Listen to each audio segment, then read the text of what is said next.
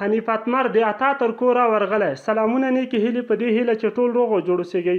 د ویډیو شروع کېدو څخه مخکې زموږ د یوټیوب چینل پښتو ټاپ ټي وي همدا اوس در سره سبسکرایب ورسره خوا کې د ګونګړې نشان ووهئ.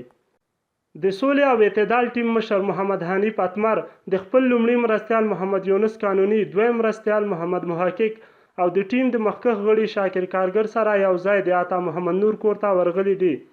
ویډیو تر پایه پورې وګورئ. ویډیو حتما در سره لایک او له نورو دوستانو سره مو شیر کړئ.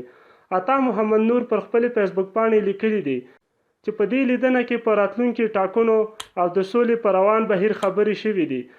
دغه لیدنه وروسته له هغې کېږي چې د محمد حنیف اتمر او عطا محمد نور ترمنځ د اختلاف خبرونه رسنیز شول. ویل کېدل چې عطا محمد نور او محمد حنیف اتمر په دې هوکړه کړې ده که چیرې د دوی ټیم ولسمشریزې ټاکنې وګټي نو عطا محمد نور به یې لومړی وزیر وي. عطا غوښتل چې دغه خبر د ټاکنیز کمپاین برخه کړي، خو محمد حنیف اتمر یې مخالفت درلود او ویل یې چې یا دا موضوع د دوی د ټاکنیزې ډلې د منشور اړوند مسله ده. نه دي ویل شوي چې په نننۍ لیدنه کې د لومړي وزیر د څوکۍ په اړه کومې خبرې شوي او که نه. ویډیو در سره حتما لایک او له نورو دوستانو سره مو شیر کړئ.